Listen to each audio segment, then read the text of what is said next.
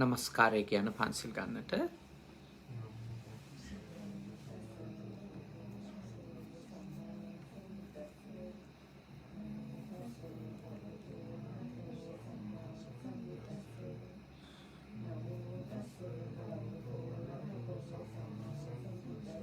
බුද්ධං සරණං ගච්ඡාමි ධම්මං සරණං ගච්ඡාමි සංඝං සරණං ගච්ඡාමි ဒုတိယံ පි බුද්ධං සරණං ගච්ඡාමි ဒုတိယံ පි ධම්මං සරණං ගච්ඡාමි ဒုတိယံ පි සංඝං සරණං ගච්ඡාමි တတိယံ පි බුද්ධං සරණං ගච්ඡාමි တတိယံ පි ධම්මං සරණං ගච්ඡාමි တတိယံ පි සංඝං සරණං ගච්ඡාමි တိสรณගමනං සම්පුන්නං පානාතිපාතා වේරමණී සික්ඛාපදං සමාදියාමි අදින්නාදානා වේරමණී සික්ඛාපදං සමාදියාමි කාමේසු මිච්ඡාචාරා වේරමණී සික්ඛාපදං සමාදියාමි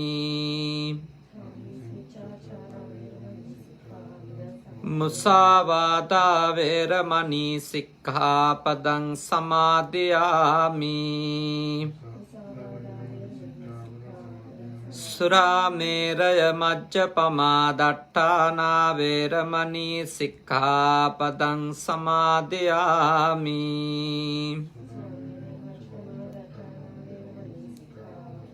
අප්පමාදේන සම්පාදේත समन्ता चक्रवालेषु अत्रा गच्छन्तु देवता सद्धम्मं मुनिराजस्य सुनन्तु सग्गमक्कदं धम्मस्सवන කාලෝ අයං බදන්තා ධම්මස්සවන කාලෝ අයං බදන්තා ධම්මස්සවන කාලෝ අයං බදන්තා නමෝ තස්ස භගවතෝ අරහතෝ සම්මා සම්බුද්දස්ස නමෝ තස්ස භගවතෝ අරහතෝ සම්මා සම්බුද්දස්ස නමෝ තස්ස භගවතෝ අරහතෝ සම්මා සම්බුද්දස්ස කාරුණික ශ්‍රද්ධාකාමී පින්වතුනි අද ජපානයේ ඉබරකි පළාතේ ඉඳලා අපේ මේ තරුණ දූල පුතාලා කිහිප දෙනෙක් කනගවා සුගත භාවනා මධ්‍යස්ථානයට පැමුණුනේ උතුම් සද්ධර්ම දේශනාමය පුණ්‍ය කර්මයක් සිද්ධ කරලා ආශිර්වාද ලබා ගන්නට. අද පැමිණිච්ච මේ දුවදරුව අතරින් එක දුවෙක් ශාමලි දුවගේ ජන්මදිනය අදට යෙදිලා තිබෙන නිසා විශේෂයෙන්ම තමන්ට අද වගේ දවසක මේ ලෝකේ උපදින්නට උපකාරවත් වෙච්ච තමන් හදපු වඩපු ලංකාවේ කුලියාපිටිය ප්‍රදේශයේ ජීවත් වෙන ආදරණීය අම්මා තාත්තට ආශිර්වාද කරන්නට තමයි අද ඉදුව මේ උතුම් පින්කමේ දායකත්වය අරගෙන ශ්‍රද්ධාවෙන් කටයුතු කරන්නේ. ඊට අමතරව නිය පරලෝකීය සියලුම ඥාතීන්ටත් ගෙදර තමන් එක්ක පුංචි කාලේ නේද තමන්ගේ හුරතල් සතුන් විදියට හැදිලා වැඩිලා මිය ගියපු සතා සීපාවොන්ටත් පින් අනුමෝදන් කරන්න ඕනේ කියලා කල්පනා කළා. කොහොඳ දෙයක්. ඊට අමතරව අද මේ ස්ථානෙට ආපු මේ තරුණ දූල පුතාලා හැම දෙනාගෙම පවුල්වල දෙමව්පියන්ට සහෝදර සහෝදරයන්ට ආශිර්වාද කිරීමත් මේ හැම දෙනාගෙම නමින් මිය ගිය අයට පින් දීමත් අද පින්කමේදී බලාපොරොත්තු වෙනවා. විශේෂයෙන් නුවන් සුරංග සොයුරාගේ මිය ගියපු දෙමව්පියන් ඇතුළු සියලුම ඥාතීන්ට පින්පෙත් අනුමෝදන් කිරීමට අද මේ උතුම් පුණ්‍ය කර්මයේදී අපේක්ෂා කරන අරමුණු අතර තිබෙනවා ඒ පවුලේ ඥාතීන්ට පින් දෙන්න. ඉතින් අපි සතුටු වෙනවා අද මේ දරුවන්ට වැඩ දවසක් සතියේ දවසක් ජපානයේ නිවාඩුවක් හදා ගන්නවා කියන එක දුෂ්කරයි. අය 3ක 3මාරක අඩුම 4ක දීර්ඝ ගමනක් දුරක් ගෙවාගෙන කිලෝමීටර් 100 ගාණක් දුර ඇවිල්ලා තවත් එවැනිම දුරක් නැවත යන්න තිබුණා. බොහෝම ශ්‍රද්ධාවෙන් මේ දරුවෝ මේ පින්කම කරගන්න දුර බැහැර ඉඳලා පැමුණුනේ මහත් ගෞරවයකින් ශ්‍රද්ධාවකින් මේ සේනාසනයට ආවේ. ඉතින් තමන්ගේ ජන්මදිනය වෙනුවෙන් යාළුවොත් එක්ක එකතු වෙලා මේ වගේ පින්කමක් කරන්න හිතපු එක ගැන අම්මට තාත්තට සෙත් පතන්න හිතපු එක ගැන තමන්ගේ ඥාතීන්ට වගේම ගෙදර හැදිලා වැඩිලා මිය ගියපු සතා සීපාවට පවා පින් දෙන්න හිතපු එක ගැන අපි ශාමලී දුවටත් ඔබගේ මේ යහළු යෙහෙලියන් හැම දෙනාටමත් අපි ආශිර්වාද කරනවා එහෙම සිතුවිලි ඇති හොඳ යහපත් දරුවෝ ලෙස ඔයගොල්ලෝ ඉන්න එක ගැන. අද මම දැන් මෙතනට ආපු මේ දරුවෝ සමහර අය අධ්‍යාපන කටයුතු කරනවා, සමහර අය රැකිරක්ෂා කරනවා. මෙහි ජීවත් වෙන අතරතුරේ ඔයගොල්ලෝගේ ජීවිතේ වඩා යහපත් කරගන්න උදව් වෙන ධර්ම කරුණු කීපයක් කියලා දෙනවා. සේක කියලා සූත්‍රයක් තියෙනවා අංගුත්තර 6 වෙනි නිපාතේ. සේක කියන්නේ හික්මෙනවා කියන එක. හික්මෙන කෙනෙක්ගේ ගාව නොතිබිය යුතු දේවල්. කියන්නේ හික්මෙන්ට නැත්තම් පුහුණුවෙන්ට දියුණුවෙන්ට තමන්ගේ ජීවිතේ යහපත් කරගන්නට සාර්ථක කරගන්නට හිතන කෙනෙකුට බාධා වෙන දේවල් ටිකක් තියෙනවා. ඒ දේවල් තමයි බුදුහාමුදුරුවෝ සේක සූත්‍රයේදී කියලා දීලා තියෙන්නේ. ඒ කරුණු දැනගන්න එක මේ වගේ රටක ඇවිල්ලා ජීවිතේ ගොඩනගා ගන්න විශාල පරිශ්‍රමයක යෙදෙන මේ දරුවන්ට ගොඩක් උපකාරවත් වේවි කියලා අප විශ්වාස කරනවා. පළවෙනි ධර්මයේ ලෙස තථාගතයන් වහන්සේ දේශනා කරනවා ඔබගේ පිරිහීමට ඒ කියන්නේ ඔබගේ පුහුණු වෙන කටයුතු නැත්නම් ඔබගේ හික්මීම නැති වෙනවා යම්කිසි ආකාරයකින් ඔබ කම්මාරාමතා කියන ඇලීමෙහි නියලුනොත්.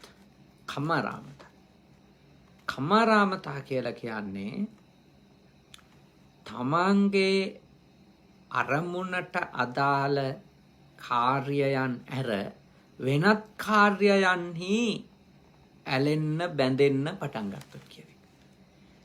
දැන් මෙහෙට ආපු අරමුණක් තියෙනවානේ. මෙහෙට ආව මූලික අරමුණ තමයි සල්ලි හම්බ කරන එකනේ. ලංකාවේ හම්බ කරන්නට බැරි මුදල් ප්‍රමාණයක් ලංකාවේදී ලබා ගන්නට බැරි ජීවන තත්වයක් මෙහෙට ඇවිල්ලා ලබා ගන්න ඕනෑ කියන අතිස්ථානෙන් තමයි ලක්ෂ ගාණක් ඒජන්සි වලට ගෙවලා ඉස්කෝල හොයාගෙන ජීවිතේ කවදාවත් ඉගෙන ගත්තේ නැති භාෂාවක් ඉගෙන ගන්න තෝරාගෙනනේ ලංකාවේදීත් ඒවා ටිකක් ඉගෙනගෙන මෙහි ඇවිල්ලා ඉස්කෝලේ ගිහිල්ලා දැන් සමහර වෙලාවට ඔබ සෙමුංගක්කෝ ගිහිල්ලා දැන් තවත් ඉස්සරහට යන්න උත්සාහ කරනවානේ. එතකොට ආව අරමුණ තමන්ගේ ජීවිතයේ මූල්‍යමය වශයෙන් සාර්ථක කර ගැනීම නම් වෘත්තියකට ගිහිල්ලා එතනින් ජීවිතේ දියුණු කර ගැනීම නම් ලෞකිකව තමන්ගේ අම්මා තාත්තට ඉන්නවට වඩා හොඳ ජීවිතයක් උදා කර දීම නම් ආපු අරමුණ. තමන්ට හොඳ ජීවිතයක් මීට වඩා පහසුකම් සහිත ජීවිතයක් උදා කර ගැනීම නම් ඔබ මෙහි ආපු අරමුණ හඳුනගෙන ඒක මතක තියාගෙන ඒ අරමුණ ජය ගන්නට උදව් වෙන දේවල් ටික කරනවා. ඒ අරමුණට හානි වෙන දේවල් වල නොඇලී ඉන්නවා. දැන් මෙහි ආවට පස්සේ මූලිකම දේ ඉස්කෝලේ යනවා නම් ඉස්කෝලේ යන එක ප්‍රධානම අරමුණක් වෙන්න බෑ. ගොඩක් අයට ඉස්කෝලේ යන කාලේ වෙන අරමුණු වෙනවා. අරුබයිතෝ එකක් කරන්න නේ පාර්ට් ටයිම් එකක් කරන්න පොඩි වෙලාවක් හම්බ වෙනවානේ. ඉස්කෝලෙන් පැය ගාණක් හම්බ වෙනවා. හැබැයි බොහෝ දෙනෙක් කරගන්න අපරාධයක් තමයි ආර්ථික ප්‍රශ්න තියෙන්න පුළුවන්. නමුත් ටික දවසක් ඉස්කෝලේ ගිහිල්ලා සමහර අය ඉස්කෝලේ මග ඇරලා අපි කියන්නේ පනිනවා නේ. එතකොට ආවේ ඉස්කෝලේ ගිහිල්ලා ඉස්කෝලේ ඉවර කරගෙන සෙමුංගක්කෝ ගිහිල්ලා ඊට පස්සේදී ලංකාවේ විදියට නම් කාර්මික තාක්ෂණික ආයතනයකට නේ අධ්‍යාපන ආයතනයකට ගිහිල්ලා තමන්ගේ ජීවිතේ යම් පදනමක් හදාගන්න නම් ඔබ පාසලේ වීසා එක නැති කරගෙන ඒ අධ්‍යාපනයේ කඩාකප්පල් වෙන වැඩවල පැටලෙන්න යන්න හොඳ නැහැ. දීපු වෙලාවට අමතරව නිදි වරාගෙන යම් කිසි දෙයක් කරගත හැකි නම් ඒක කර ගැනීම වෙනම කාරණාවක්. ආර්ථිකය ශක්තිමත් කරගන්න. නමුත් වැඩිපුර සල්ලි හම්බ වෙනකොට ඒකට තියෙන ආසාවෙන් අධ්‍යාපනයේ කඩාකප්පල් කරගත්තොත් තාම නරක තත්වයක් මේ රටේදී හිතන්නේවත් නැති වෙලාවක උදා වෙන්න පුළුවන්. ඒ නිසා පුතාලා ආපු අරමුණ හොඳට මතක තියාගෙන ආපු අරමුණේ පළවෙනි පියවර ඉගෙන ගන්න. ඒ අවුරුදු 4 නේ.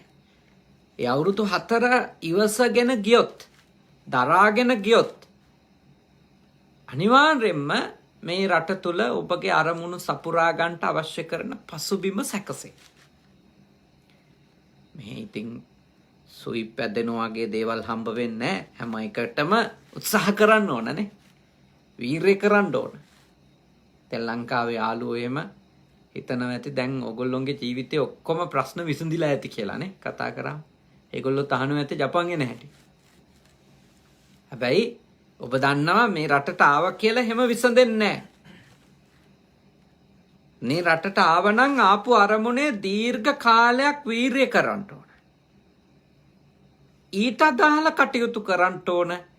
ඒ අරමුණට හානි වෙන කටයුතු වල නියැලෙන්න මනස ඇබ්බැහි වෙන්න දෙන්න හොඳ නැහැ.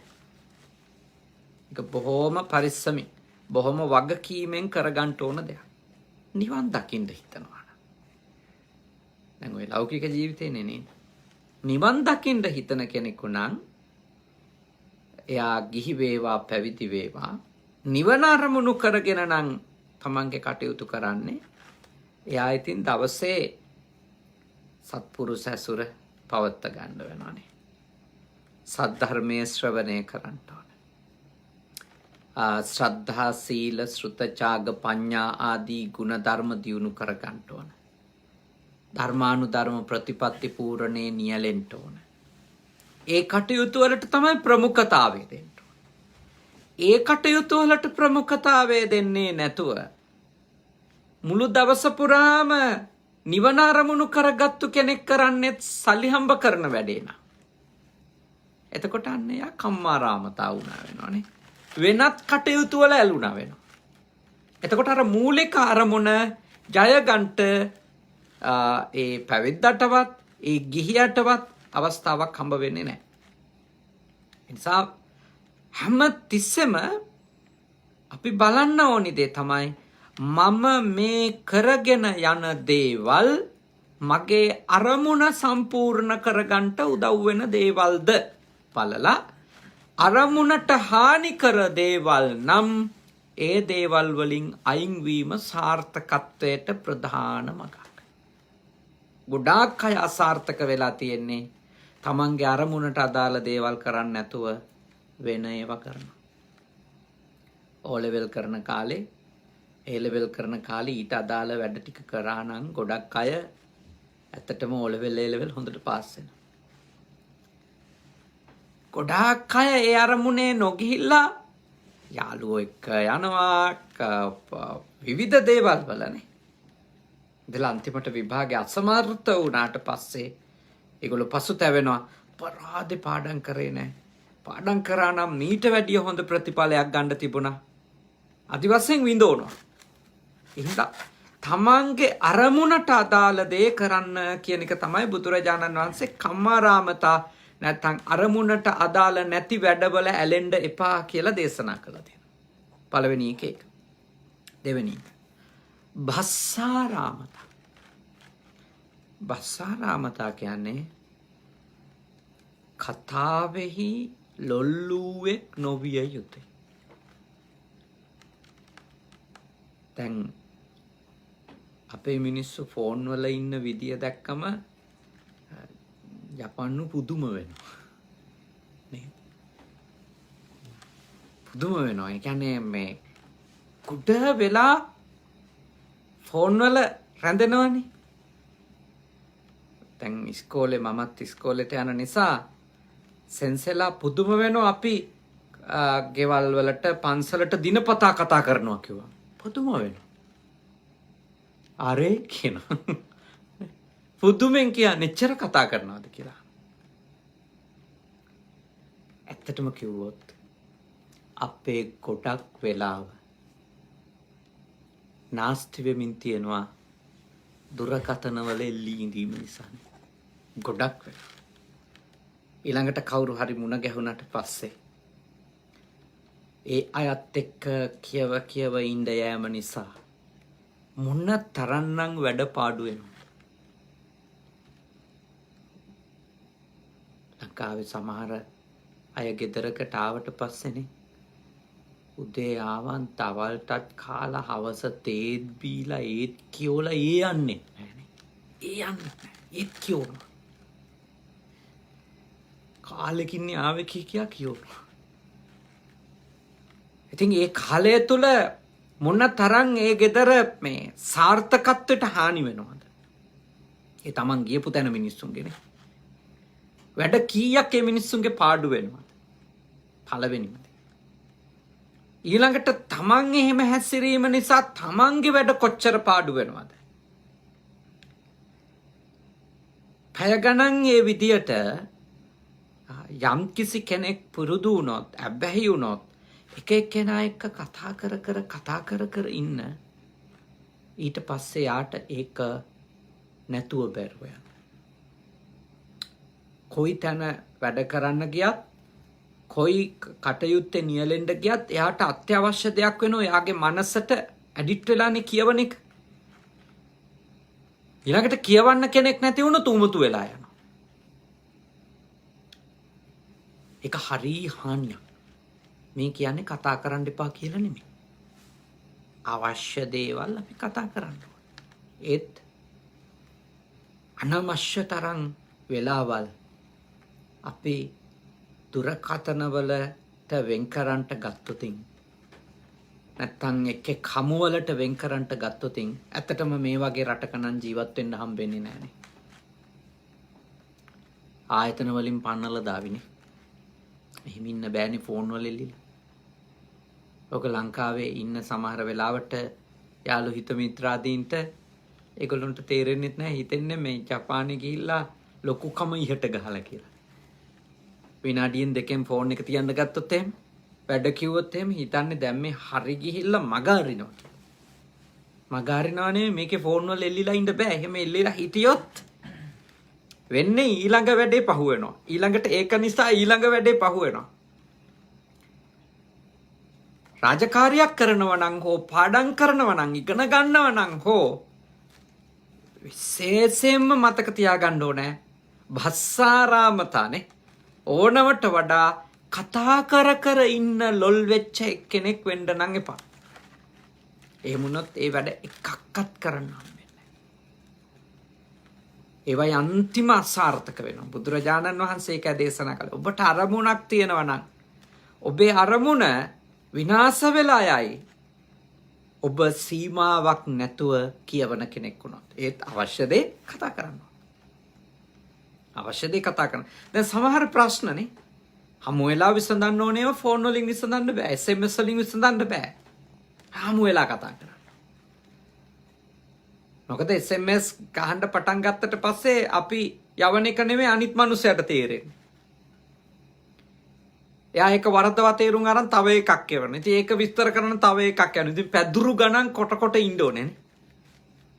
ඉවරයි. දවසත් ඉවරයි, වැඩත් ඉවරයි. අසාර්ථකත්වය ඔළුවත් නරක් වෙලා.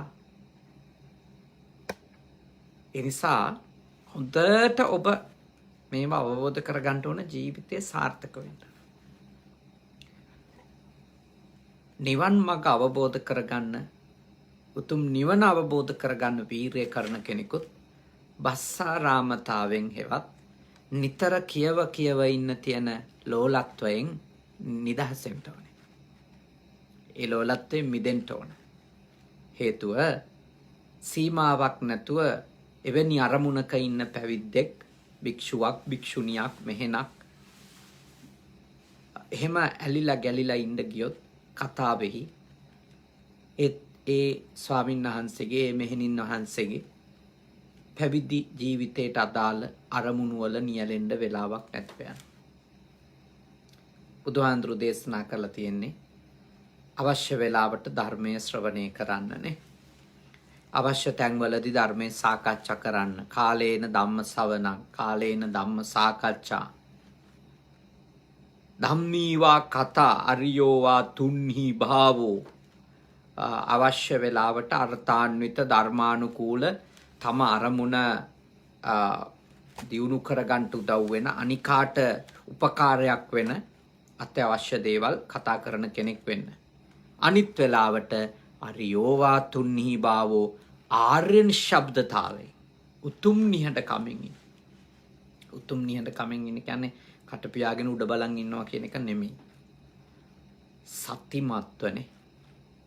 ඇත්තටම කිව්වොත් සතර සතිපට්ඨානයෙන් යුක්තව කටයුතු කරන්න. අරියෝවා තුන්හි භාවෝ කියන්නේ ආර්ය නිශ්ශබ්දතාවය කියන්නේ පූර්ණ සිහියෙන් නිහඬව ඉඳීම. ආර්ය නිශ්ශබ්දතාවය. නිදාගන්න එකවත්, කට අරන් උඩ බලන් ඔහේ කල්පනා කර ඉන්න එකවත් නෙවෙයි. සිහියෙන් ඉන්න. හැබැයි නිහඬව, නිශ්ශබ්දව නේ. හැබැයි කතා නොකරම ඉන්න කෙනෙක් වෙන්න එපා ලෞකික ජීවිතේ. අවශ්‍ය දේවල් සාකච්ඡා කරන්න ඕන. ප්‍රශ්නයක් තියෙන තැනදී කතා කරන්න ඕන. කෙනෙක් කතා කරනකොට අහන් ඉන්න තරම් කාරුණික වෙන්න ඕන. නැත්තම් ලෞකික ජීවිතේ ප්‍රශ්න එනවනේ. අම්මට තාත්තට අහුම්කම් දුන්නේ නැතොත්, අම්මා තාත්තා එක කතා නොකරොත් ඒගොල්ලෝ විඳවන්න පටන් ගන්නවා. ඒ නිසා ඒවට අපි වෙලාවල් වෙන් කර ගන්න ඕන. මේ වෙලාවේ මම කතා කරනවා, මම අම්මා තාත්තා ගැන බලනවා. Tamanට බිරිඳක්, සැමියෙක් ජීවත් වෙනවා නම්, දරුවෝ ඉන්නවා නම් ඒගොල්ලොත් එක්ක කතා බහ කරන්න අනිවාර්යෙන්ම කැප වෙන්න ඕන. ඒගොල්ලෝ වෙනුවෙන් වෙලාව වෙන් කරන්න ඕන. අපේ කාර්යබහුල ජීවිතයක් තිබුණා. පෙම්වතෙක් පෙම්වතියක් ඉන්නවා නම් ඔවුන් ගැන සොයලා බලන්න, කතා බස් කරන්න, දවසේ දේවල් හුවමාරු කරගන්න එහෙම වෙලාවල් තියෙන්න ඕන. ඒව නැති කරගෙන මම කතාවේ ඇලෙන්නේ නැති කෙනෙක් කියලා එහෙම කටයුතු කරන්න බෑ ලෞකික ජීවිතයක් ගෙවනකොටනේ. ලෞකික ජීවිතයේදී ඒවට වෙලාවක් වෙන් කර ගත යුතුයි. හැබැයි තමන්ගේ අරමුණට හානියක් නොවන විදියට. තමන්ගේ අරමුණට හානියක් නොවන විදියට. මොකද නැත්තම් මේ වගේ කරුණු සමහර කෙනෙක් අර අනිකාව මග අරින්න පාවිච්චි කරන්න පුළුවන් නේද? බුදුරජාණන් වහන්සේ දේශනා කළා තියෙන ඕනවට වඩා ගියෝ ඉන්න එපා කියලා. මං ඒක පුහුණු වෙනවා. ඒක අපටිකමනේ. එම නෙමෙයි. අවශ්‍ය දේ කතා කරන්න, අවශ්‍ය දේ අහුම්කම් දෙන්න, සාකච්ඡා කරන්න වෙලාවක් තියෙන්න ඕනේ. ඒත් ඒ කතා වෙහිම වසඟ වූවෙක්, කතා වෙහිම ලොල් වූවෙක් බවට ඔබපත් වුණොත් එතන තමයි පිරිහෙන්නේ. ෆෝන් වල මෙල්ලිලා ඉන්නවනේ පිරිහෙනවනේ. මේ කෝච්චියකවත් එහෙම ෆෝන් වල එල්ලිලා ඉන්න බෑනේ. ඉතින් සමහර විට අපේ රටේ කෙනෙකුට ඕක තේරෙන්නේ නැහනේ. මම කෝච්චියේ ඉන්නේ කතා කරන්න බෑ කිව්වොත් ඇයි කියලා. ඇයි? අපේ පුරුදු වෙලා තියෙන්නේ බාස් වල කවුරු හිටියත් කයියෙන් කියව යන්නනේ. කෝච්චියේ මුළු පෙට්ටියේ ඉන්න ඔක්කොටම ඇහුණත් ප්‍රශ්නයක් නැහැ. ඒ මිනිස්සු පොත් බැලුවත් වැඩක් නැහැ. නිදාගත්තත් අපිට අදාළ නැහැ. අපි කියවනවා. මෙහෙම කියවන්න බෑ. එහෙම අපි කතා කරනවා නම් අර කෝච්චි පෙට්ටි දෙක අතර තැනට යන්න ඕනනේ. මිනිස්සු විරෝධය පළ කරනවා. ඒව නීති නෙමෙයි. නමුත් එහෙම ඩිස්ටර්බ් කරන්නේ නැහැ මිනිස්සුන්ට කාටවත්. ඒ නිසා හොඳට ඔබ අවබෝධ කරගන්න ඕනේ මේ වගේ රටකදී මේ බුදුහාමුදුරුවෝ වදාළ දේවල් තමයි ක්‍රියාත්මක වෙන්නේ. මේ වගේ රටවල් වල නිස්කාරණේ කවුරුක්වත් කියව ඉන්නේ නැහැ. නුසුදුසු තැන්වල කතා කර ඉන්නේ නැහැ. අනවශ්‍ය දේවල් කියව ඉන්න වෙලාව වෙන් කරන්නේ නැහැ. ඇත්තටම අපි මේ බණෙන් කියලා දීලා කියව කරව ගන්න උත්සාහ කරන ඒවා මිනිස්සුන්ට හික්මව ගන්න ගොඩාක් දේවල් මේ රටවල් වල ජීවිත ක්‍රමයේම තියෙන දේවල්. මේවා මේ අපේ තියෙන බණ පොත්වලනේ. මේ මිනිසුන්ගේ ජීවිතවල ඒකනේ දියුණු වෙලා තියෙන්නේ. දැන් මේ විදියට ජීවත් වෙන මේ මිනිස්සු කොච්චර දියුණු වෙලාද? ප්‍රශ්න තියෙනවානේ. අර්බුද නැතුව නෙමෙයි මේ තරම් සුසයිඩ් කරගන්නේ කොහෙවත්. ඕන කෙනෙකුට YouTube එකට ගිහිල්ලා සර්ච් කරොත් එහෙම නේද? සුසයිඩ් ෆොරස්ට් ඉන් ජපාන් කියලා. මේ ජපානයේ සුසයිඩ් කරගන්න විශාල ෆුජි කන්ද ආශ්‍රිත විශාල වනාන්තරයක් තියෙනවානේ. ප්‍රශ්න තියෙනවා. මේ රටවල අඩුපාඩු තියෙනවා. මේ ලෝකේ තියෙන හොඳම ඉස්තරම්ම දේවල් තියෙන රට කියලා කියන්න බෑ. හැබැයි මේ රටවල අපිට ගන්න දෙයක් තියෙනවා. අපිට බලලා හැදෙන්න දෙයක් තියෙනවා. බුදුහාමුදුරුවෝ කියපු දේවල් මේ මිනිස්සු ගොඩක් ඒවා කරගෙන යනවා. හැබැයි අපි බෞද්ධ රටක් කියලා කොහෙවත් මෙහි කියන්නේ නැහැ. කියන්නේ නැහැ.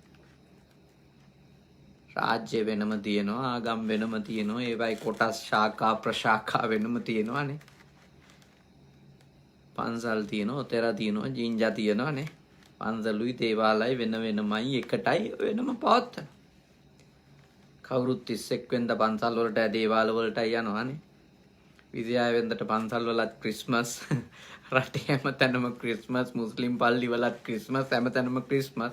මේකේ අමුතු සංස්කෘතියක් මේ රට ඇතුලේ අපි දකින්නේ නේ. හැබැයි ඔබ අවබෝධ කරගන්න ඕන දේ තමයි මේ බුදුහාඳුරුවෝ වදාළ අපිට දියුණු වෙන්න අවශ්‍ය දේවල් කෙනෙකුට ලෞකිකව හරි ආධ්‍යාත්මිකව හරි දියුණු වෙන්න අවශ්‍ය දේවල් මේ ප්‍රායෝගිකව තියෙනවා. ඔබට පුළුවන් මේ දේවල් ඔබේ ජීවිතේට පුහුණු කරගත්තොත් විශාල සාර්ථකත්වයක් ලබා ගන්න. තුන්වෙනි එක නිධාරාමතා. නින්දට ලොල් වෙන්න එපා. නින්දෙහි වසඟ වූෙක් වෙන්න එපා. මේ රටට ආපු අපේ ළමයි නින්දට වසඟ වෙන්න නෙමෙයි නිදා ගන්න වෙලාවල් නැහනේ. අරුපයිත කරලා ඉස්කෝලේ ගියන් මේස උඩ කී සැරයක් ඇතන් වැටෙනවදනේ. රෑ සමහර වෙලාවට පැය 2යි 3යි නිදා ගන්නනේ. සීතලේ කෝච්චි වල නැගගෙන පාර්ට් ටයිම් කරලා කීයක් හරි වාගෙන ආපහු උදේ ඉස්කෝලේ යන්න ඕන. හෝම්වර්ක් කරන්න ඕනනේ. කොච්චර වැඩ තියෙනවද? ඒ නිසා මෙහෙදි ජීවිතේ ජයගත්තු අය කියන්නේ මෙහෙ සෙම්මුංගක්කෝ හරි ඉවර කරගත්තු කෙනෙක් කියන්නේ නින්ද පරාද කළ වැඩ කරපු කෙනෙක් කියන එක. මෙහෙ දයිගක්කු යුනිවර්සිටි ගියා කියන්නේ නින්ද පරද්දලා වැඩ කරපු කෙනෙක් කියන එක. නැතුව මෙහෙ සාර්ථක වෙන්න බෑ. නිදි මතට වහල් වෙලා නින්දෙහි ලොල් වෙච්ච කෙනෙක් වෙලා මෙහි ඉගෙන ගන්නත් බෑ, රැකී ආරක්ෂා කරන්නත් බෑ, ජීවත් වෙන්නත් බෑ. හැබැයි ඉගෙන ගන්න කාලේ නිමා වුණාට පස්සේ ප්‍රාමාණික නින්දක් නිරෝගීකම පිණිස ඔබ ලබා ගන්නම ඕන. ඔබේ කයට, ඔබේ ඇස් දෙකට විවේකයක් ඕන. මේ කියන්නේ නොනිදා ඉන්න කියලා නෙමෙයි. හැබැයි සීමාවක් නැතුවනේ. නිදා ගන්න කෙනෙක් බවට පත් වෙන්න එපා. මෙහි කොහොමත් රැකී ආරක්ෂා කරද්දී නම් නිදි කිරා වැටෙමින් කම්මැලි කමෙන් එහෙම වැඩ කරන්න බෑ. පැය 12 නම් 12ම වැඩනේ. කෑමට දෙන ඒ සුළු වෙලාව, තේ එකක් බොන්න දෙන සුළු වෙලාව ඇර අය විනාඩියක් එහෙම වෙන්න බෑ. ඒ වෙලාවමයි.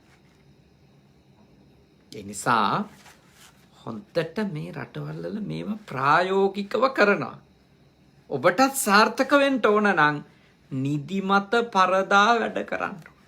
නිදිමත පරදා වැඩ කරන්න. ගොඩාක් මහන්සි වෙනවා. භාවනා කරන කෙනෙකුටත් ඉතින් ලොකුම බාධාව නිදිමතනේ. දහම් අහන කෙනෙකුට ලොකු බාධාවක් නිදිමත, තීන මිද්දනේ. සිතේ සිතුවිලි වලයි තියෙන නිදිමත. පටන් ගන්නකොටම විනාඩි 10යි 15යි නිදි කිරා වැටෙන්න පටන් ගන්නවා මිනිස්සු. භාවනා නම් විනාඩි 10ක්වත් යන්නේ නැහැ සමහරනේ. චූටි වෙලාවකින් එයා නිදි.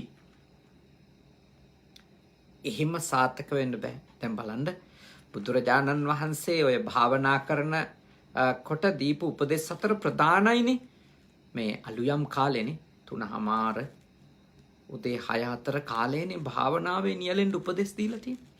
ගොඩාක් ඒ මහරහත් භාවයට පත්වෙච්ච උත්තමයෝ ඒ උදෑසනම තමයි නැගිටලා භාවනා යෝගීව කටයුතු කරන්නේ. ඒ වෙලාව හිත එක්තැන් කරගන්නත් හරි පහසු වෙලාවක්. අපිට හොඳට දෙයක් මතක හිටින්නේ නැහැ උදේ පාන්දර. මුලින් නැගිට ගන්න එක අමාරුයි. හැබැයි උදෑසන නැගිටලා පාඩම් කරොත් ගොඩක් දේවල් හරියනවා.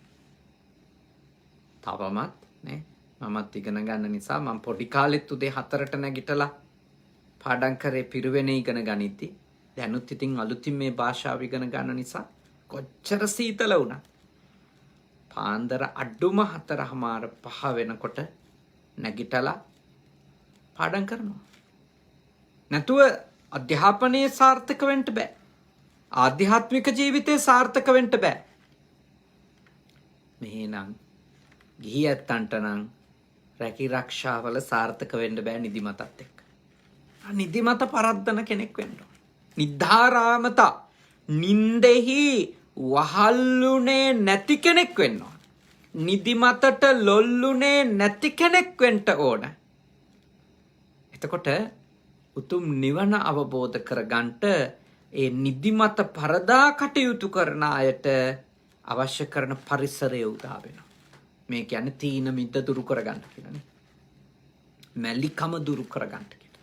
තමන්ගේ අරමුණට යන්න තියෙන වේගය අඩාල වෙනවා නිදිමත එක්ක, මැලිකම එක්ක. ඒ පරද්දන්න ඕන. කොයිබ හිටියත් ලෝකේ සාර්ථක වෙන්න නම් මේ දේවල් අවශ්‍යමයි. තමන්ගේ අරමුණ නොවන වැඩවල නොඇලී ඉන්න ඕන. ඊළඟට කතාවෙහි සාකච්ඡාවෙහි සීමාවක් නැතුව ඇලෙන එකෙන් වළකින්න ඕන. අවශ්‍ය දේ කතා කරන්න ඕන. අවශ්‍ය වැඩ කරන්න ඕනනේ. ඊළඟට නින්දෙහි වහල්ුනේ නැති කෙනෙක් බවට පත් වෙන්න ඕන. දැන් කරුණු 3ක් ඉගෙන ගත්තානේ. දැන් කරුණු 3ක් ඉගෙන ගත්තා. ඊළඟට භාග්‍යවතුන් වහන්සේ දේශනා කරනවා සංගනිකාරාමතාය. සංගනිකාරාමතා කොච්චර හරි අනිත් අයත් එක්ක රංචු ගහෙන්න තියෙන ආසාව, එක් රැස් වෙවි ඉන්න තියෙන ආසාව නිතර ඒකත් පාලනය කරගන්න. ඒකත් පාලනය කරගන්න. අත්‍යවශ්‍ය දෙයට එකතු වෙන්න ඕන. දැන් සප්තපරිහානීය ධර්මවල පාලකයොන්ට කියලා තියෙනවා නිතර රැස් වෙන්න. ඒකේ රටක පාර්ලිමේන්තු එක රැස් වෙන එක නවත්තලා දැම්මොත් නේද?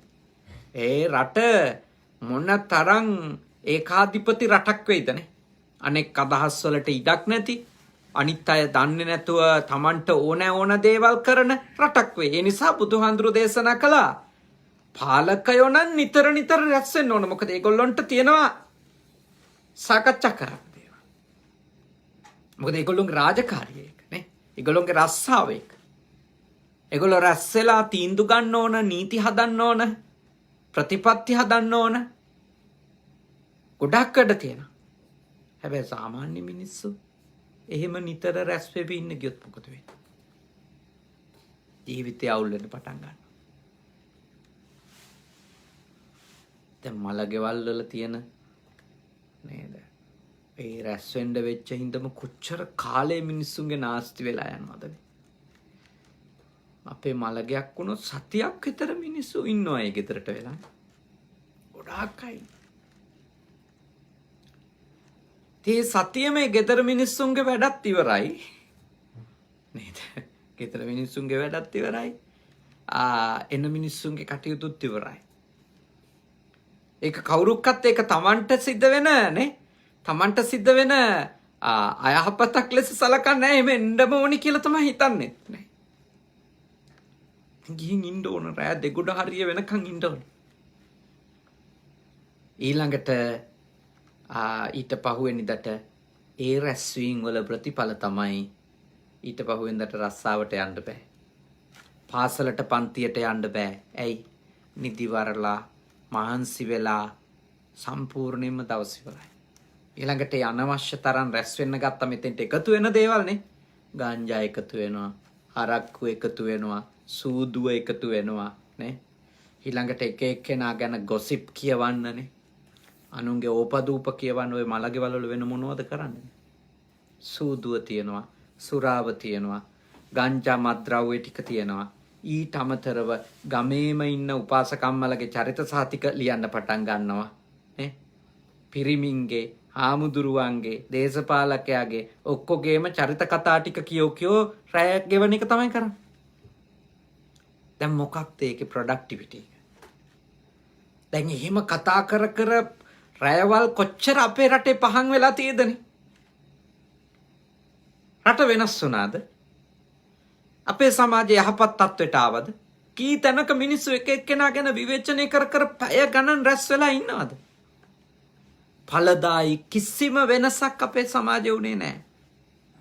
උනේ කාගේ හරි ගෞරවයක් තිබුණා නම් ඒක කෙලසා දාපු එකනේ.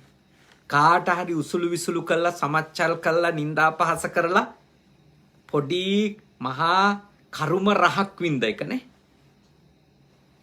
ඒ රහ විඳීම ඇර වෙන මොනවත් විශේෂ ඵලදායි දෙයක් බොහෝ හමුවල සිත වෙලා නැහැ.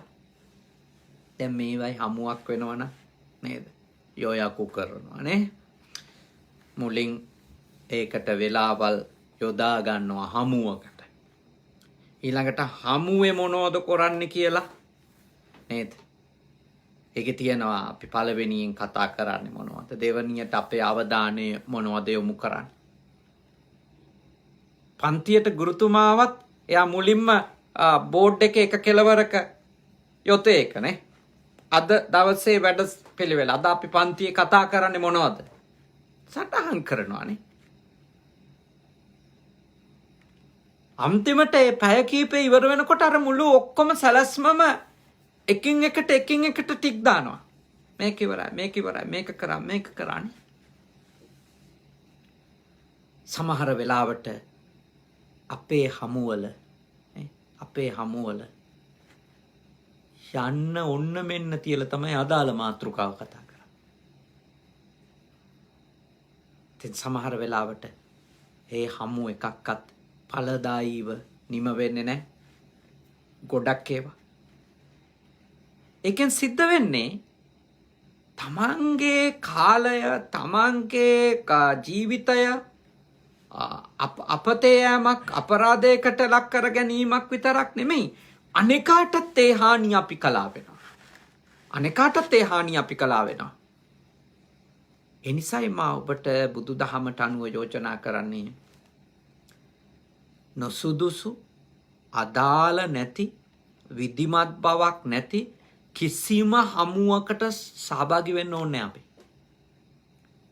තරහ වෙන්න පුළුවන්, ගොඩාක් අය රැස් කකා අපි වටා නොඉන්න පුළුවන්, ප්‍රශ්නයක් නෑ ඒක. මොකද රස්තියාදු වෙන්න කාත් එක්ක වක්කත් අපිට වෙලාව වෙන් කරන්නට වුණොත් කොහොමද එහෙම ජීවත් වෙන්නේ? කොහොමද අපි ඵලදායී ලෙස අපේ දවස නිමා කරන්නේ? දවස ඉවර වෙනකොට මහා කලකිරීමක් එනවානේ. දවසම ඉවර වුණා කියලා. කිසි වැඩක් නැහැ. ඉගෙන ගත්තෙත් නැහැ, වැඩක් කරෙත් නැහැ, පොතක් බැලුවෙත් නැහැ. අවශ්‍ය දෙයක් කතා කරෙත් නැහැ. අන්තිමට දවස නාස්ති වුණා විතරයි කියලා එකනේ. එහෙම හමු පුළුවන් තරම් අඩු කරන්න. ගිහියෝ විදියට ඉන්නකොට ඉතින් එහෙම හමු එකක්වත් නැතුව ඉන්න බෑ. ඒ වගේ හමු තමයි 90%ක් හම්බ වෙන්නේ නේ.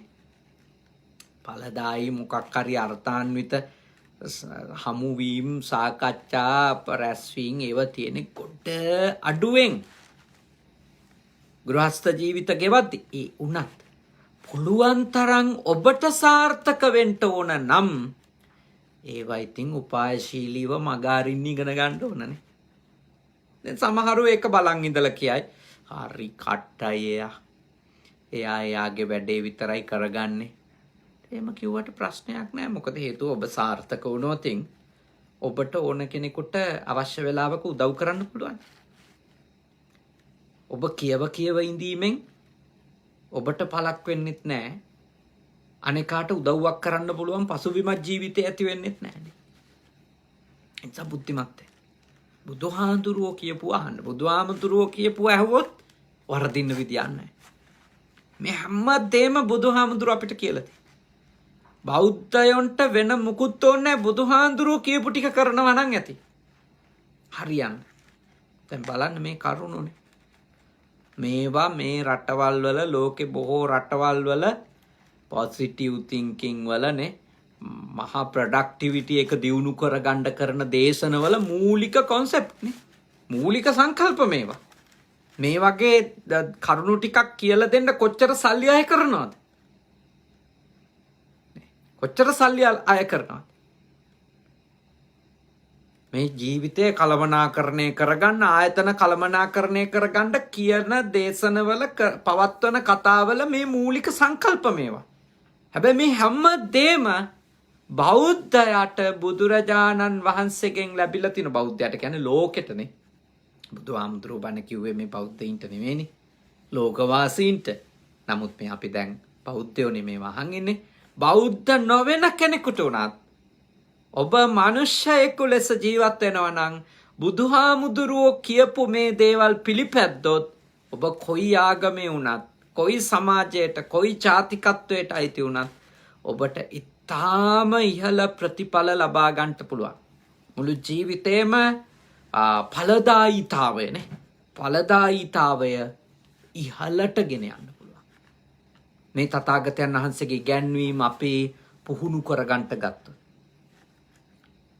දැන් අද ඔබ වෙලාව වෙන් කරගෙන ඵලදායී දෙයකට හමු වෙලා තියෙනවා. හරි. හැබැයි හැම හැන්දෑවකම මේම හම්බ වෙන්න බෑනේ. හැම හැන්දෑවකම මේම හම්බ වෙන්න බෑ. බනහන්ඩවත් හැම හැන්දෑවකම මුණ ගැහෙන්න බෑ. බෑ. මොකද ඔබට මෙහි තව ගොඩාක් රාජකාරී තියෙනවා. ඒත් අවශ්‍ය වෙලාවෙදී කොයි රටේ හිටියත් අපි බණ ටිකක් අහන්න ඕන.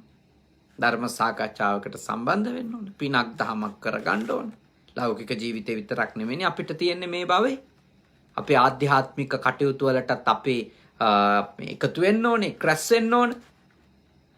මෙහෙත් ක්‍රැස් වීමනේ අගය කරන එකක්. හමුව අගය කරන එකක් මේ වගේ රටවල් වල.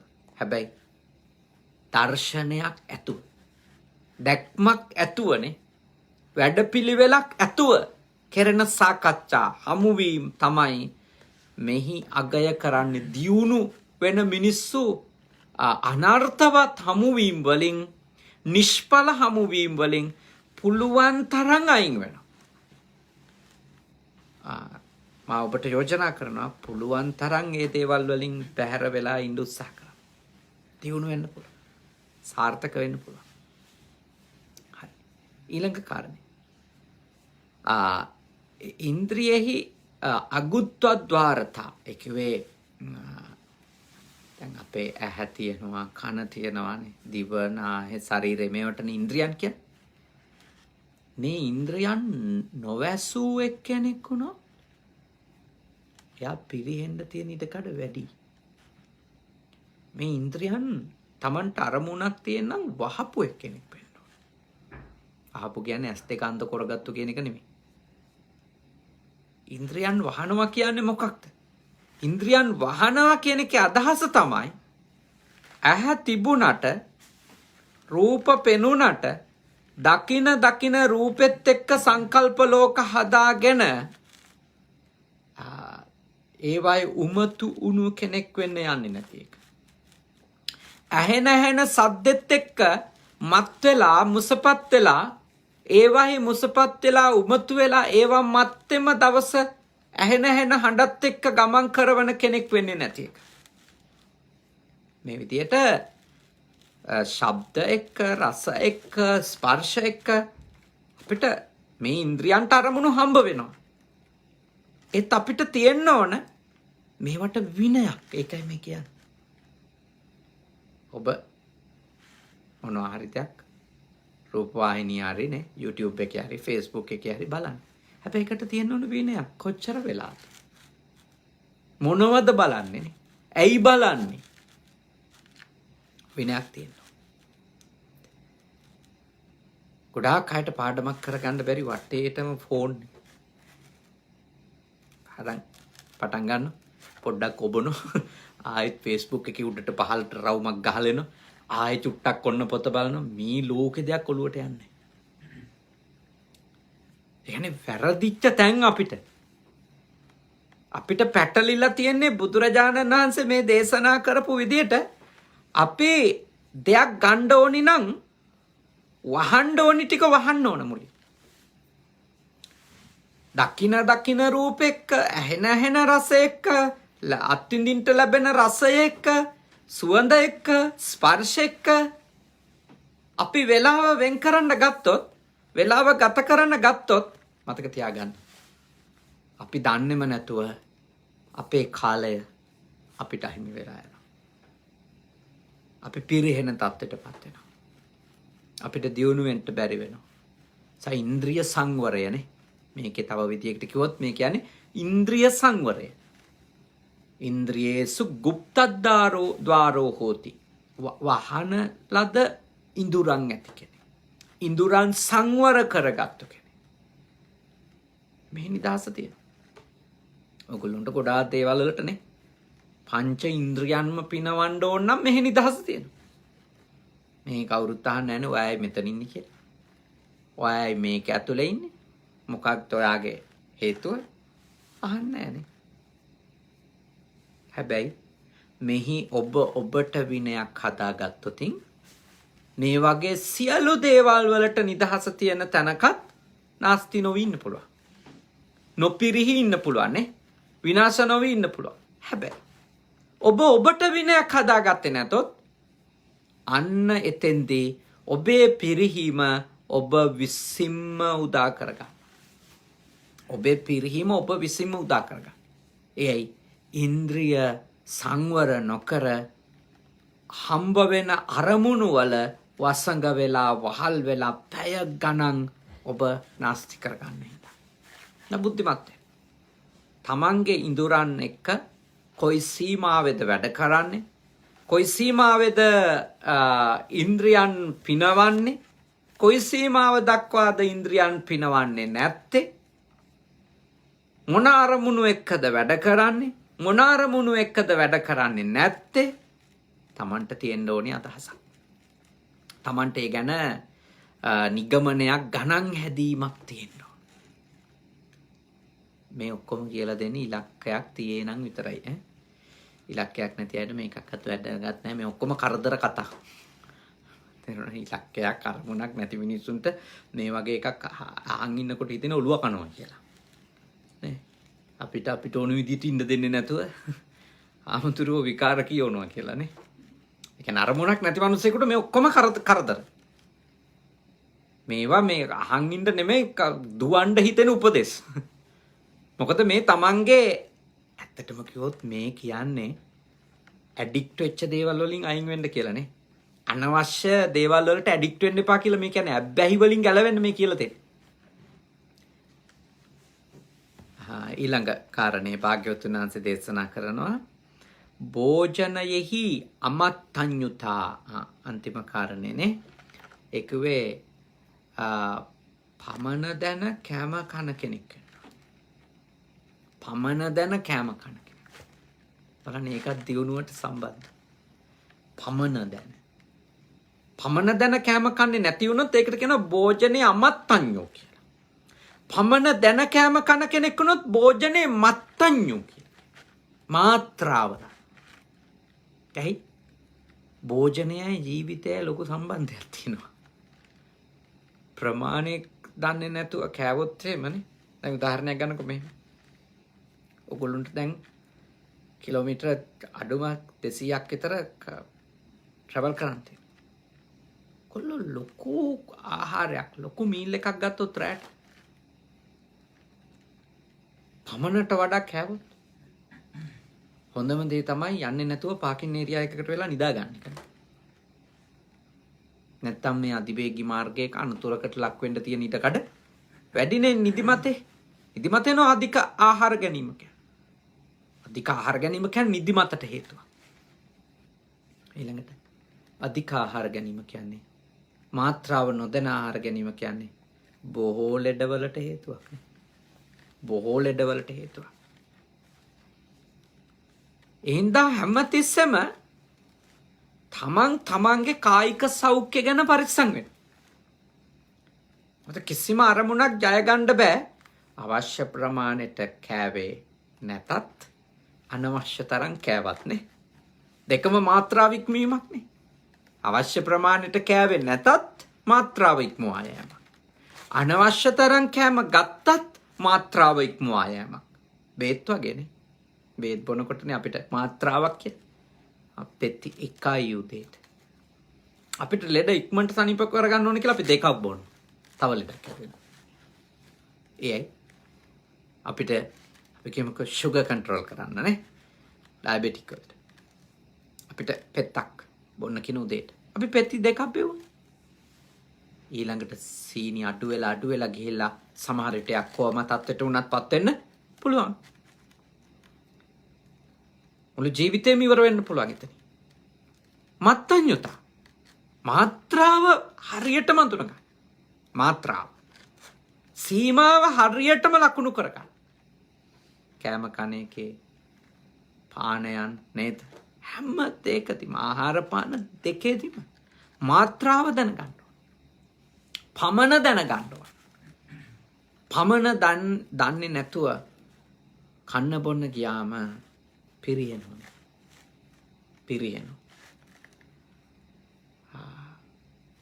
මෙහි මිනිස්සු මත් වතුර බොනවානේ. පමණ දන්නේ නැතුව බොන මිනිස්සු නේද? ප්‍රමාණයකට බොන්න කියලා බුද්ධාගමේ කියන්නේ නැහැ. බුද්ධාගමේ කියන්නේ මත් වතුරෙන් අයින් වෙන්න කියලා. අඩුම තරමින් මත් වතුරෙන් අයින් වෙන්නේ නැත්තම් ප්‍රමාණය දැනගෙනවත් බොන්න ඕනනේ. මත් වතුරෙන් අයින්ම වෙන්න කියලා බුද්ධාගම කියන්නේ. ඒත් සමහර උදේටත් බොන නේ. රාජකාරියෙදිත් බොන. සිංහල මිනිස්සු ඉන්න මේ රටට ආපු. දවසෙම බීලා. රත්තු වෙලානේ. වැනි. ඉතින් රස්සා නැති වෙනවා. ගන්නෙ නැ තැනකට. කොච්චර අවනම්බුවක් වෙනවද අපේ රටටනේ. එවැනි කෙනෙක් ශ්‍රී ලංකන් මනුස්සෙක් ඒ විදිහේ කියලා දැනගත්තම ඊළඟට මේ රටවල මිනිස්සු හිතන්නේ ඔක්කොම එහෙමයි කියලා. නේ? ශ්‍රී ලංකන් ජින් කිව්වම ඔක්කොම එහෙමයි කියලා හිතනවානේ. එක්කෙනෙක් දෙන්නෙක් කරන වැඩවලින්. ඒ හින්දා ඔබ කවදාවත් ඔබගේ රාජකාරිය කරනකොට පමණ ඉක්මවලා ප්‍රමාණ ඉක්මවලා ඔය කිසි දෙයක යන්න එපා. තරුණ කාලේ ඕගොල්ලෝ නම් දුම් වැටි උරන්න, මත් වතුර බොන්න මේ රටේදී පුරුදු වෙන්න එපා. දැබ්බැහි වුණොත් ඉවරයි. හරි කරදරවල වැටේ. සල්ලිත් නාස්ති වෙයි නේද? මේ හයිවේ වල වාහනේ ලෝලා අහුනොත් ඒ වගේ දේවල් පාවිච්චි කරලා ලයිසන් අවලංගු වෙයි. ඔක්කොටම වැඩිය හිතන්නවත් බැරි වෙලාවක ලොකු අනතුරු වෙලා මුළු ජීවිතේම උනත් නැති වෙලා යන්න පුළුවන්. මොකද මේ රටේ මිනිස්සු අඩුම විනයක් තියෙනවා. බීපු දවසට ටැක්සි එක යන්නේ. බීපු දවසට කෝච්චිය යනවා. යන්නේ නැහැ තමන්ගේ වාහනේ. වාහනේ අතට ගන්නෑ. මෙහි පීලා වාහනේ ලෙව්වොත් තියෙන දඬුවම්නේ. බීපු මිනිහටත් දඬුවම්. ඒ පාටිය ඕගනයිස් කරපු මිනිහටත් දඬුවම්. නේ. ඊළඟට එයා යාළුවෙක්ගේ කාර් එකක් අරන් නම් ඇවිල්ලා තියෙන්නේ. ඒ කාර් එක දීපු යාළුවටත් ඒ ඔක්කොටම තියෙනවා දඬුවම්. එහෙම තමයි නීතිය හැදිලා තියෙන්නේ මේ රට. සවරද්ද ගන්න එපා. පුළුවන් උපරිම 100%ක් උත්සාහ කරන්න ඕන මත් වතුරට මත් ද්‍රව්‍යයට ඇබ්බැහි නොවී ඉන්න මේ රටේ. කවුරු හරි කෙනෙක් එහෙම හැබැයි වෙලා නම් එයාට නවත්ත ගන්න උදව් කරන්න. නවත්තන්නෙම නැතිනම් අඩුම ඒකේ ප්‍රමාණය අඳුන ගන්න. එයාට මඟ පෙන්වන්න. ඒකත් ලොකු පිනක්. දැන් විනාශ වෙලා යනවානේ. නාස්ති වෙලා යනවා. හැබැයි බුදුරජාණන් වහන්සේ දේශනා කළා මත්ද්‍රව්‍ය මත් වතුර නෙමෙයි කෑමවත් ප්‍රමාණයට වැඩිය ගන්න එපා. ඒක විසක් වෙනවා.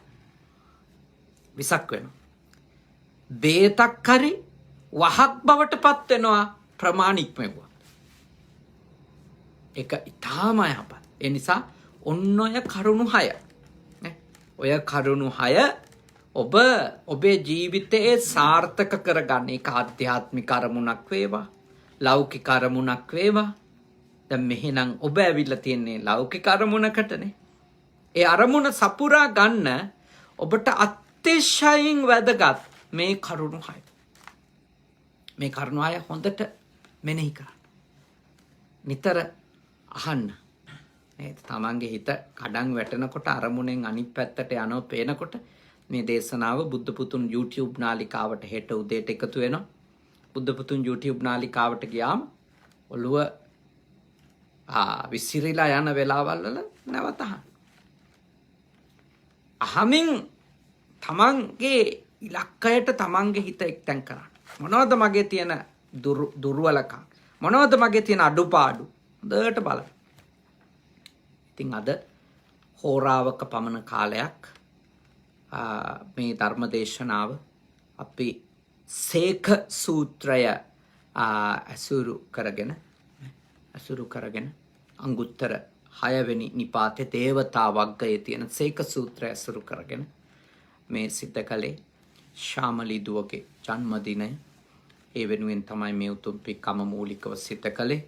ඉතින් දුර බැහැර ගෙවාගෙන යාළු හිත මිත්‍රයින් එක්ක මේ සේනාසනයට කනගවා සුගත භාවනා මධ්‍යස්ථානයට ඇවිල්ලා බොහෝම ශ්‍රද්ධාවෙන් සද්ධර්ම දේශනාව පවත්වලා භාග්‍යවතුන් වහන්සේ උදෙසා මල් පහන් සුවඳ දුන් පූජා කරලා සද්ධර්මයේ ශ්‍රවණය කරලා බොහෝ පින් කුසල් අත්පත් කරගත්තා. රැස්වුණු සියලුම පින් කුසල් දෙවියන්ට අනුමෝදන් කරමු. දෙවියෝ මේ පින් අනුමෝදන් වෙත්වා. මේ දුවගේ ආදරණීය අම්මට තාත්තට සුජීවත්ව සිටින සියලු ඥාතීන්ට ඒ වගේම මේ පින්කමට ආපු මේ තරුණ දූල පුතාලා හැම දෙනාගේම පවුල්වල සියලු දෙනාට මේ දුව දරුවන්ට සියලු දෙවියන්ගේ ආශිර්වාදය ලැබේවා. කරදර බාධක දුරු වේවා. ශාමලී දුවටත් තමන්ගේ අනාගතය, තමන්ගේ අරමුණු, තමන්ගේ සිතුම් පැතුම් සපුරා ගන්නට දෙවියෝ උපකාර කරත්වා, ආශිර්වාද කරත්වා.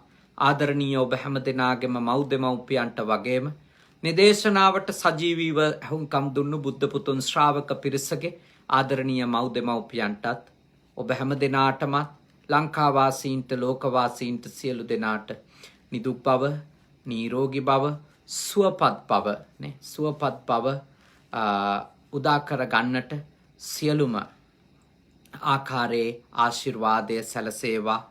දෙවියෝ ඔබට උපකාර කරත්වා, ආශිර්වාද කරත්වා. උතුම් දෙවිවරුද මේ පින් අනුමෝදන් වී මේ ගෞතම බුද්ධ ශාසනය තුලදීම උතුම් අමා මහ නිර්වාණ ධර්මයම අවබෝධ කර ගනිත්වා කියලා සාදු කියලා දෙවියන්ට පින් දෙන්න. ඒ වගේම ශාමලී දුවගේ පවුලේ මිය ගියපු අත්තම්මල සියලා කවුරු හරි ඉන්නවා නම් ඒ හැම දෙනාටත්, ගෙදර ජීවත් වෙලා මිය ගියපු සියලුම සුරතල් සතුන්ටත්, ඒ වගේම නුවන් සුරංග සොහොයුරාගේ නමින් මිය ගිය දෙමව්පියන් ඇතුළු ඒ පවුලේ මිය ගිය සියලුම ඥාතීන්ටත්, මේ ආපු අනෙකුත් තරුණ දුවා දරුවන්ගේ පවුල්වල මිය ගිය සියලු දෙනාටත් මේ පින් අත් වේවා, සුවපත් වේවා, සපවත් වේවා. ඔබ හැම දෙනාගේම මේ භවයේ නෑයන් වගේම සසර ගමනේ ඥාතීනුත් මේ පින් අනුමෝදන් වී උතුම් අමා මහ නිවනම අවබෝධ කර ගනිත්වා. සාදු සාදු සාදු. අවසාන වශයෙන් මේ උතුම් පින් කුසල් බලයෙන් කනගවා සුගත භාවනා මධ්‍යස්ථානය, ෆුජි සුගත සෙනසුන, කංසායි සුගත භාවනා මධ්‍යස්ථානය ඇතුළු ඒ අපේ සේනාසනයන්ගේ ආධිපත්‍ය හොබවන පූජනීය හුරුළුනික වැවේ සුදම්ම සාමීන්ද්‍රයාණන් වහන්සේ ඇතුළු සේනාසනයන්හි වැඩ සිටින මහා සංඝ රත්නයටත්, තුම් සද්ධර්ම දේශනාව සමග එකතු වුණු පූජනීය මහා සංඝ රත්නයටත් ඒ වගේම බණ අහපු ඔබ හැම දෙනාටත් පින්කමේ දායකත්වයේ ගත ශ්‍යාමලී දුව ඇතුළු සියලු දෙනාටත් මේ උතුම් පින කුසලය පාරමිතාවක් වේවා. මේ භවය පුරාම සත්පුරුෂ කල්යාණ මිත්‍ර ඇසුර ලැබේවා. සද්ධර්මයේම ඇසේවා. ධර්මානුධර්ම ප්‍රතිපත්ති පූර්ණේ කරගෙන ඉක්මන් භවයකදී නිවන් දකින්නට අදහුම්කම් දීපු දේශනාවද පාරමිතාවක් වේවා. උතුම් නිවනම සාක්ෂාත් වේවා. සාදු සාදු සාදු. ආකාසට්ඨා ච බුම්මට්ඨා දේවා නාග මහිත්‍තිකා පුඤ්ඤන්තං අනුමෝදිත්වා චිරං රක්ඛන්තු ශාසනං. ආකාසට්ඨා ච බුම්මට්ඨා දේවා නාග මහිත්‍තිකා පුඤ්ඤන්තං අනුමෝදිත්වා චිරං රක්ඛන්තු දේශනං. ආකාසට්ඨා ච බුම්මට්ඨා දේවා නාග මහිත්‍තිකා පුඤ්ඤන්තං අනුමෝදිත්වා චිරං රක්ඛන්තු මම් පරම්ති තී. ඔබ හැම දෙනාටම තුනුරුවන් සරණින් නිදුක් බව, නිරෝගී බව, සුවපත් බව උදා වේවා. සාදු සාදු සාදු.